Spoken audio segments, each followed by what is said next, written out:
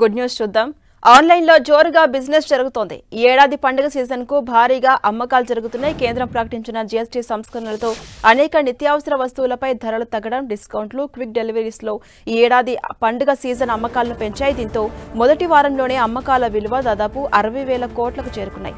ప్రముఖ market intelligence సంస్థ datum intelligence నివేదిక ప్రకారం ఈ కామర్స్ ప్లాట్ఫామ్లు 60,700 కోట్ల ఆదాయం ఆర్జించాయి. ఇది గత ఏడాదితో పోలిస్తే 29% అధికం. మొత్తం ఈ ఏడాది పండుగ సీజన్ అమ్మకాలు చూసుకుంటే 27% ఎక్కువగా 1.2 లక్షల కోట్లు దాటుతుందని అంచనా వేస్తున్నారు. ఇక సెప్టెంబర్లో ప్రకటించిన జీఎస్టీ రేట్ల కోత, అనేక పెద్ద గృహోపకరణాలు, సాధారణ వస్తువులు, దుస్తులపై పన్నులు తగ్గించడం, అనేక ఉత్పత్తులు రీటైల్ మార్కెట్లో 68% చౌకగా మారడం ద్వారా అమ్మకాలకు ఊతమిచ్చాయని డాటమ్ ఇంటెలిజెన్స్ అభిప్రాయపడింది. వీటికి తోడు ఫ్లిప్కార్ట్, అమెజాన్, మీషో వంటి ఈ కామర్స్ కంపెనీలు గత వారమే సేల్స్ ను ప్రారంభించాయి. మొబైల్స్ అత్యధిక ఆదాయాన్ని ఇస్తూ అగ్రస్థానంలో ఉన్నాయి.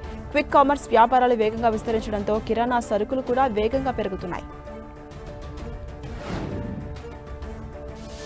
ఎల్ఐసి గుడ్ న్యూస్ చెప్పింది. దేశీయ అతిపెద్ద బీమా దిగ్గజం life insurance corporation of India బ్యాంకులతో భాగస్వామ్యం కుదుర్చుకుంటోంది.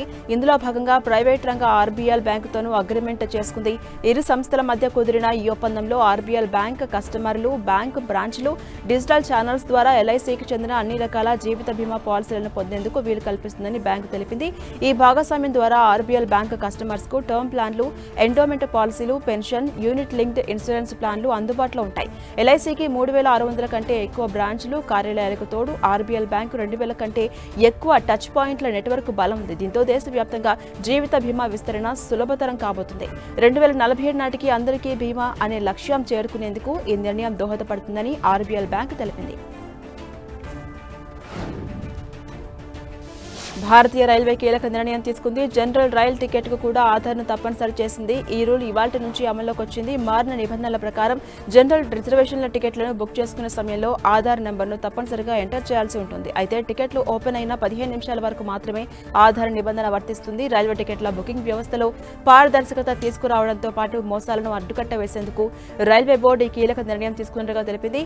ఈ నిబంధన ఐఆర్సీటీసీ వెబ్సైట్, మొబైల్ యాప్ రెండింటిలో కూడా వర్తిస్తుందని రైల్వే శాఖ పేర్కొంది. వాస్తవానికి రైల్వే టికెట్లు అందుబాటులోకి వచ్చిన వెంటనే ఏజెంట్లు, బ్రోకర్లు కొన్ని సాఫ్ట్వేర్ సహాయంతో ముందస్తుగానే టికెట్లను బుక్ చేస్తున్నట్టుగా రైల్వే శాఖ గుర్తించింది. దాంతో సాధారణ రైల్వే ప్రయాణికులు టికెట్లు పొందలేకపోతున్నారు. అయితే రైల్వే స్టేషన్ రిజర్వేషన్ కౌంటర్లో టికెట్ బుకింగ్ విషయంలో ఎలాంటి మార్పులు చేయలేదు. ఇందుకు అనుగుణంగా సాంకేతిక మార్పులు చేసుకోవాలని రైల్వే బోర్డు అన్ని రైల్వేలు, centre for railway information systems, ఐఆర్సీటీసీని సర్క్యులర్ జారీ చేసింది.